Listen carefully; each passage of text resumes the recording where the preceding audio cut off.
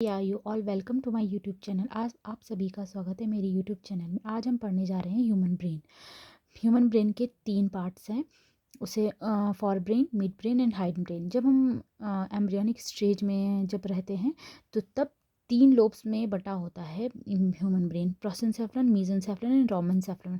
प्रोसेंसेफ्लॉन से ओरिजिनेट होता है फॉर ब्रेन, एंड मेसेंसेफ्लॉन से ओरिजिनेट होता है हाइंड मिड ब्रेन, एंड रोमेंसेफ्लॉन से ओरिजिनेट होता है हाइंड ब्रेन। अब जो फॉर ब्रेन है उसके 3 पार्ट हैं, 2 पार्ट हैं, टीलेंसेफ्लॉन और उससे और उसके है फिर डायंसेफ्लॉन। जो टीलेंसेफ्लॉन है उसका भी 4 पार्ट है: cerebrum, olfactory lobe and hippocampus and अमाइगडाला।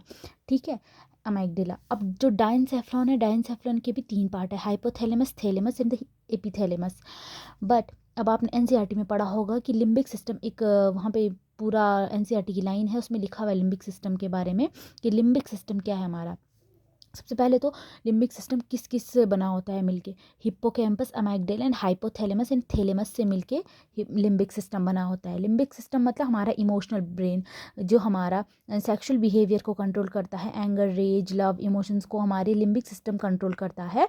और ये इमोशनल ब्रेन भी बोलते हैं। और इसको याद करने की टेक्निक है कि हैट ऑफ हिप्पो मतलब हाइपोथैलेमस, अमाइगडाला एंड थैलेमस और हिप्पोकैम्पस से मिलके हमारा क्या बनता है, लिम्बिक सिस्टम बनता है। ये बहुत इंपॉर्टेंट क्वेश्चन है कि लिम्बिक सिस्टम किस किस को मिला के बनता है। फिर फिर आता है डायंसेफ्लॉन। डायंसेफ्लॉन में आता है तुम्हारा हाइपोथैलेमस, थैलेमस एंड एपिथैलेमस। ठीक है, फिर उसके बाद आता है मिड ब्रेन। मिड ब्रेन कहाँ से ओरिजिनेट होता है? मीजेंसेफ्लॉन से।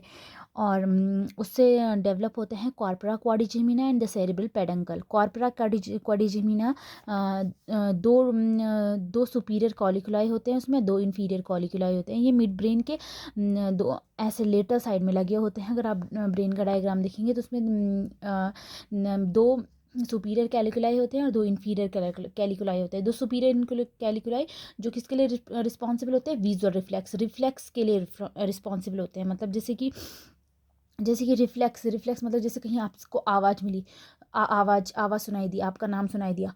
ठीक है, तो उस नाम सुनने के बाद जो आपका रिफ्लेक्स एक्शन होगा, आपकी हेड मसल्स का मूवमेंट हो गया, आपकी आइज़ का, तो ये रिफ्लेक्स, इसको कहते हैं विजुअल रिफ्लेक्स। फिर उसके बाद जो 2 इंफीरियर नीचे वाली कैलिकुलाइज हैं उनका किस में? ऑडिटरी रिफ्लेक्स में जो हेल्प करती हैं ऑडिटरी। अब जैसे आपको इस विजुअल रिफ्लेक्स में तो आपकी आई मसल्स का रिफ्लेक्स होना ही विजुअल रिफ्लेक्स आ गया, पर ऑडिटरी रिफ्लेक्स में क्या होता है कि जैसे कि आपकी जो मसल्स हैं, आई एयर की मसल्स हो गई, हेड मूवमेंट हो गया, इन रिफ्लेक्सेस को ही हम क्या कहते हैं? Auditory reflex. सुनने के बाद जो रिफ्लेक्स आता है उसे क्या कहते हैं? Auditory reflex. अब है सेरिब्रल पैडंकल, इसको याद कर सकते हैं, सेरिब्रल पैडंकल। जो ये सेरिब्रल पैडंकल होता है, ये हमारा क्या फॉर ब्रेन और मिड ब्रेन को जोड़ने में हेल्प करता है, मतलब नर्व कनेक्शन करता है। ऐसे ऊपर फॉर ब्रेन है और इधर पीछे मिड ब्रेन है, तो उसको दोनों को ऐसे ऐसे नेटवर्क ऑफ नर्व बनाता है, मतलब बंडल्स, जो नर्व के बंडल्स होते हैं वो बनाता है, और जो कनेक्ट करता है किसको? Mid brain. उसके नर्व कनेक्शन करता है फॉर ब्रेन और मिड ब्रेन के बीच में, जोड़ने कनेक्शन के भी काम करता है। फिर आता है हाइंड ब्रेन में आता है आपका, वो कहाँ से ओरिजिनेट होता है? रोमेंसेफ्लॉन से। हाइंड ब्रेन में आता है माइलिन सेफ्लॉन। फिर आता है, इसमें आता है माइलिनसेफ्लॉन से ओरिजिनेट होता है मेडुला ऑब्लंगेटा। मेडुला जो आपकी इन्वॉलेंट्री एक्शंस में हेल्प करता है, मेडुला ऑब्लंगेटा। फिर आता है मेटेनसेफ्लॉन में आता है आपका सेरेब्रम प्लस पॉन्स आता है आपका मेटेनसेफ्लॉन में आपका सेरेब्रम और पॉन्स आता है। यहाँ पे भी आपके तीनों पार्ट क्लियर हो गए, फॉर ब्रेन, मिड ब्रेन और हाइंड ब्रेन। बहुत इंपॉर्टेंट है, इसको बहुत मतलब ध्यान से पढ़िएगा कि इसमें कौन कौन से पार्ट्स आते हैं और किस किस से क्या डेवलप होता है। और लिम्बिक सिस्टम तो सबसे ज़्यादा इंपॉर्टेंट है कि लिम्बिक सिस्टम किससे मिलकर बना होता है। अब उसके बाद हम पढ़ते हैं फॉर ब्रेन में सबसे पहले पार्ट आता है सेरेब्रम क्या है? हमारा सबसे लार्जेस्ट पार्ट है ब्रेन का, मतलब सबसे बड़ा पार्ट है हमारा फॉर ब्रेन, जो हमारा उसमें सेरेब्रम सबसे बड़ा पार्ट है। और सेरेब्रम में क्या दो इक्वल हाफ से बना होता है, मतलब सेरेब्रम जिसमें दो सेरेब्रल हेमिस्फेयर होते हैं, ठीक है। ईच हेमिस्फेयर में, हर एक हेमिस्फेयर में आउटर वाला पोर्शन कॉर्टेक्स कहते हैं और इनर वाला मेड्यूला कहते हैं। जो आउटर वाला पोर्शन होता है वो किससे कहाँ किस चीज़ से बना होता है, नर्व सेल के, जो मैंने आपको नर्व पढ़ाई थी उसमें न्यूरॉन पढ़ाया था, उसमें साइटोन था ना, तो साइटोन से मिलके क्या बना होता है, सेरेब्रम बना होता है। जो सेरेब्रम का आउटर पोर्शन होता है वो ग्रे मैटर कहलाता है।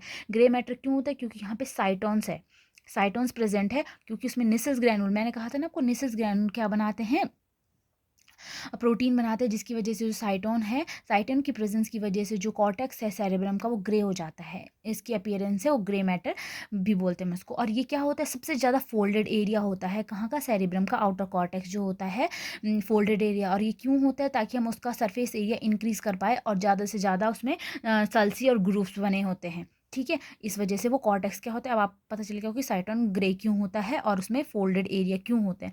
फिर सेकेंड है, इनर वाला जो पोर्शन होता है उसको मेड्यूला कहते हैं। और मेड्यूला जो होता है वो क्या है, कलेक्शन ऑफ माइलिनेटेड एक्सॉन्स, मतलब वहाँ पे एक्सॉन्स प्रेजेंट होते हैं वाइट कलर का, इसीलिए वो वाइट कलर की क्या होता है, मेड्यूला इनर साइड जो ब्रेन का होता है वो क्या होता है, वाइट कलर का होता है, जो क्या होता है, वाइट मैटर भी कहलाता है।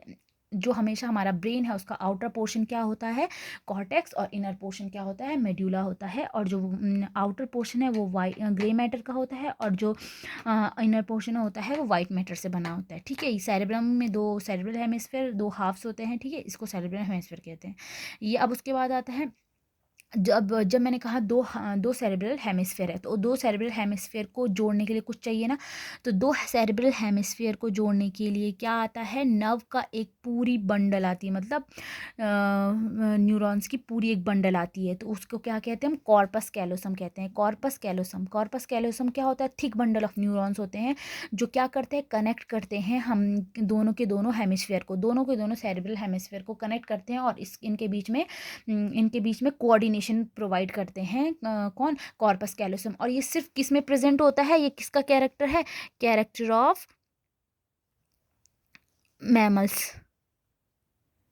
ये सिर्फ किसका कैरेक्टर है, कैरेक्टर है मैमल्स का। प्रेजेंस ऑफ, ये सिर्फ किस में प्रेजेंट होता है, मैमल्स में प्रेजेंट होता है हमारा कॉर्पस कैलोसम। ये पूछा भी जाता है नीट में कि कॉर्पस कैलोसम कहाँ प्रेजेंट होता है और किस में प्रेजेंट होता है। Only thing present in the mammals जो होती है corpus callosum, thick bundle of neurons है, ठीक है, ये जो कनेक्ट करते हैं और कोऑर्डिनेट करते हैं between the both the hemisphere.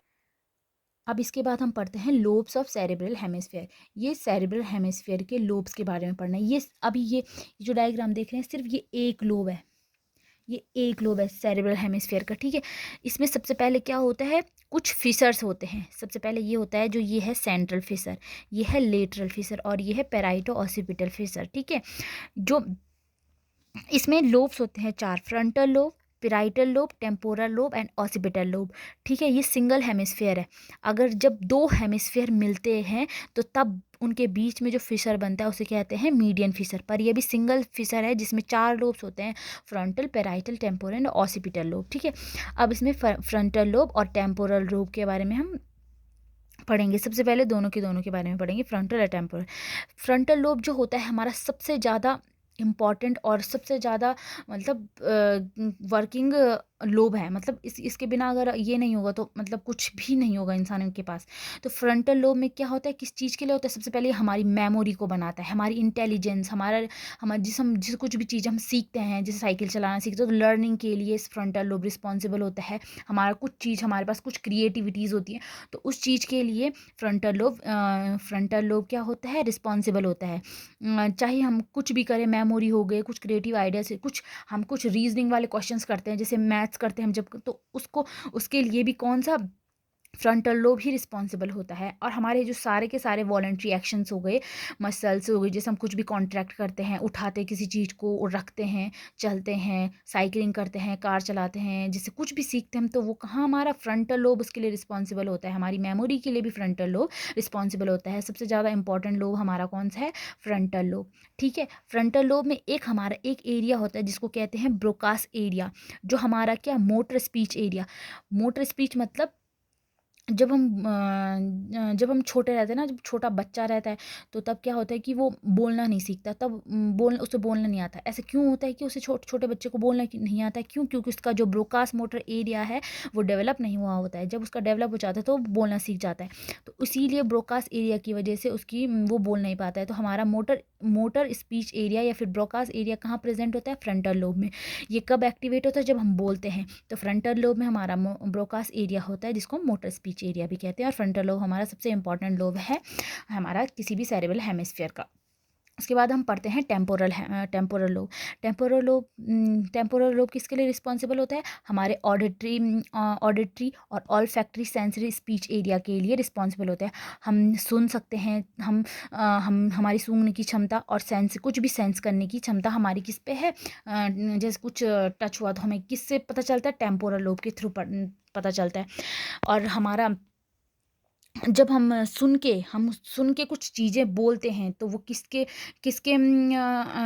Through होता है? टेम्पोरल वर्निक्स एरिया, मतलब स्पीच वर्निक्स सुनने के बाद जो हम बोलते हैं, वो जो वर्निक्स एरिया है तब वो एक्टिवेट होता है। ठीक है, तब वो एक्टिवेट होता है। इसमें कहाँ प्रेजेंट होता है? टेम्पोरल लोब में। और फ्रंटल और टेम्पोरल लोब जो होते हैं वो इंटरकनेक्टेड होते हैं। कब? एक क्वेश्चन आता है, जैसे कि ग्रुप डिस्कशन करते हैं जब हम, तो क्या होता है ग्रुप डिस्कशन में? क्या होता है कि हमारा फ्रंटल और टेम्पोरल लोब दोनों लोब एक्टिवेट होते हैं। हम सुनते हैं, फिर उसके बाद हम क्वेश्चंस का आंसर करते हैं। तो दोनों फ्रंटल और टेम्पोरल लोब कब एक्टिवेट होते हैं? ग्रुप डिस्कशन में दोनों के दोनों हमारे फ्रंटल और टेम्पोरल लोब एक्टिव रहते हैं। फिर आता है पेराइटल लोब। पेराइटल लोब कब होता है हमारा? ये सबसे मतलब कुछ भी चीज़ सेंस करते हैं तो पेराइटल लोब के थ्रू करते हैं। हमारा चाहे हॉट हो गया, हमें गर्मी हो रही है, ठंड हो रही है, दर्द हो रहा है, खुशी हो रही है, तो क्या कहाँ हमें सेंस होता है? वो पेराइटल लोब में। Sensory, hot, cold, touch, pain, taste, gustatory etcetera. ठीक है, वो कहाँ? पेराइटल लोब में वो होता है सेंस। ठीक है, फिर आता है ऑसिपिटल लोब। ऑसिपिटल लोब मतलब विजुअल एरिया। विजुअल एरिया को क्या करता है? विजुअल एरिया इसके अंडर आता है। कभी हम कुछ देख रहे हैं तो क्या है, किसके थ्रू सेंस होता है हमको? विजुअल ऑसिपिटल लोब के थ्रू। ये हमारे 4 लोब है: frontal lobe, temporal lobe, parietal lobe and occipital lobe. उसमें सब फ्रंटल लोब सबसे इंपॉर्टेंट है। हमारा फ्रंटल लोब सबसे ज़्यादा डेवलप होना चाहिए, जिसकी वजह से हमें इंटेलिजेंस ही मिलती है, लर्निंग की, क्रिएटिव आइडियाज़ की भी हेल्प मिलती है। अब हम पढ़ते हैं, हमारे पास 3 एरिया होते हैं सेरेब्रम में: सेंसरी एरिया, एसोसिएशन एरिया और मोटर एरिया। हमारा सबसे बड़ा पार्ट होता है जो सेरेब्रम का कवर होता है, वो किससे होता है? एसोसिएशन एरिया से। और फिर उसके बाद सेंसरी और मोटर एरिया। एसोसिएशन एरिया सबसे पहले हम पढ़ते हैं एसोसिएशन एरिया। एसोसिएशन एरिया सबसे बड़ा पार्ट है ब्रेन का। ठीक है, और उसके बाद जो वो एसोसिएशन एरिया होता है वो हमारा कंट्रोल करता है, किसके बीच में कंट्रोल करता है? वो सेंसरी एरिया और मोटर एरिया के बीच को कंट्रोल करता है। मतलब किस तरीके से दोनों इंटरकनेक्ट हैं, वो किसकी वजह से? एसोसिएशन एरिया की वजह से। और हमारी कुछ भी चीज़ की मेमोरी हो गई, हम जैसे कुछ याद कर रहे हैं, हमने गाड़ी चलाना सीखा, साइकिल चलाना सीखा, तो वो किसके कहाँ सेव होगा? हमारी एसोसिएशन एरिया में। फिर हम किसी चीज़ में कम्युनिकेट कर रहे हैं, एक दूसरे से बात कर रहे हैं, तो हम कैसे पहचानेंगे हम किससे बात कर रहे हैं, क्या बात कर रहे हैं, हमें क्या चीज़ बोलनी है? वो कहाँ? हमारा एसोसिएशन एरिया में सेव होगा। ठीक है, और जो हमारा सेरेब्रल, आपको पता ही है, जैसे कि सेरेब्रल का जो कॉर्टेक्स होता है वो हाईली क्या होता है? फोल्डेड होता है। क्यों? क्योंकि सरफेस एरिया इंक्रीज करने के लिए। अब हमारे जो सेंसरी एरिया है, जो सेंसरी एरिया मतलब जो सेंस करता है, touch, hot, cold, pain etcetera. ठीक है, अब जो मोटर एरिया मतलब मोटर एरिया, आपको पता है ये मोटर एरिया क्या करता है? जो वॉलंटरी एक्शंस करवाने में हेल्प करता है, मूवमेंट करवाने में हेल्प। जैसे हमारा, अब जैसे हमें उठना है, तो हमारी लेग मसल्स हो गई, हमारी थाई मसल्स हो गई, हमारे फुट मसल्स हो गई, तो सारे के सारे कॉन्ट्रैक्ट करवाने में कौन हेल्प करेगा? Motor area. बट इसको सबसे पहले एसोसिएशन एरिया वो करेगा कि मुझे कौन सी मसल्स को कॉन्ट्रैक्ट या फिर रिलैक्स करवाना है। ठीक है, जैसे हाँ, जैसे हमें कुछ बोलना है तो हमें टंग मसल्स को एक्टिवेट करवाना है, तो ये सब कौन करवाता है? सबसे पहले मोटर एरिया करवाता है। और जो हेल्प करता है किसकी हेल्प से? वो भी एसोसिएशन एरिया की। अब जैसे मोटर एरिया को सिग्नल मिल गया, तो वो कहाँ से पास करेगा उसको? थैलेमस से। थैलेमस क्या होता है? हमारा रिले सेंटर होता है। थैलेमस क्या है? हमारा एक रिले सेंटर है। ठीक है, और हमें अंदर जो जो सेंसरी एरिया में पहुंचाना है जो सिग्नल, जहाँ कहाँ से? रिसेप्टर से सेंसरी एरिया में पहुंचाना है, वहाँ से तो वो कहाँ से पहुंचता है? फिर वो यहाँ थैलेमस से ही अंदर सेंसरी एरिया में पहुंचता है। दोनों के दोनों हमारे रिले सेंटर है। ठीक है, यहाँ से इफेक्टर तक पहुंचता है और यहाँ से सेंसरी एरिया तक पहुंचता है। अब हमारा डायनसेफ्लॉन। डायनसेफ्लॉन क्या है? देखिए डायंसेफेलॉन के 3 पार्ट है, एपिथैलेमस, थैलेमस एंड हाइपोथैलेमस। ठीक है, और सबसे पहले एपिथैलेमस, जो एपिथैलेमस कुछ नहीं, इसमें सिर्फ क्या रहते हैं, कुछ डेंस ब्लड वेसल्स रहती हैं, डेंस ब्लड वेसल्स रहती है जो रिलीज करती है जिसमें क्या होता है, सेरेब्रल स्पाइनल फ्लूइड भरा रहता है और जो रिलीज भी करती है। जो थैलेमस क्या है, हमारा लार्जेस्ट पार्ट है डायंसेफेलॉन का सबसे पहले तो। और जो रिले सेंटर, रिले मतलब प्रसारण केंद्र, प्रसारण मैंने अभी बताया ना कि ये ही इन सिग्नल्स को पहुंचाता है, तो मतलब प्रसारण यही कर रहा है ना। अगर यही नहीं होगा तो यहाँ से ये सिग्नल इफेक्टर ऑर्गन तक, यहाँ मोटर एरिया से इफेक्टर ऑर्गन तक कैसे पहुंचेगा, और रिसेप्टर से सेंसरी एरिया तक कैसे पहुंचेगा। तो थैलेमस ही है जो क्या करवाता है, मोटर एरिया से इफेक्टर तक और रिसेप्टर से सेंसरी एरिया तक पहुंचाता है। तो इसे हम प्रसारण केंद्र, रिले सेंटर कहते हैं। ठीक है, थैलेमस को। थैलेमस क्या होता है, लार्जेस्ट पार्ट है हमारा ब्रेन का, डायंसेफेलॉन का। एक्ट एज रिले सेंटर और सेंसरी एंड मोटर सिग्नल दोनों के लिए, दोनों सिग्नल्स के लिए क्या कौन हेल्प करता है, रिले सेंटर की तरह। और ये डंबल सेफ क्या होता है, ये साइड साइड वाले क्या है, थैलेमस है। अब इसके नीचे आता है आपका हाइपोथैलेमस। हाइपोथैलेमस में क्या लगी होती है, पिट्यूटरी, तो आपको पता ही है। पिट्यूटरी क्या होती है, पार्ट ऑफ ब्रेन है। और लिम्बिक सिस्टम का भी ये हाइपोथैलेमस क्या है, पार्ट ऑफ ब्रेन भी है और लिम्बिक सिस्टम का पार्ट भी होता है। और ये हाइपोथैलेमस का सबसे इंपॉर्टेंट रोल भी है कि एंडोक्राइन ग्लैंड भी है एक। आप ये नेक्स्ट वाले केमिकल कंट्रोल एंड कोऑर्डिनेशन वाले चैप्टर में पढ़ोगे कि हाइपोथैलेमस एक एंडोक्राइन ग्लैंड भी है। तो हमारे डायंसेफेलॉन के 3 पार्ट हैं, epithalamus, thalamus and hypothalamus. Epithalamus में पीनियल ग्लैंड लगा होता है और हाइपोथैलेमस में पिट्यूटरी ग्लैंड लगा होता है, और थैलेमस हमारा क्या है, रिले सेंटर है। ठीक है, अगर अब थैंक यू।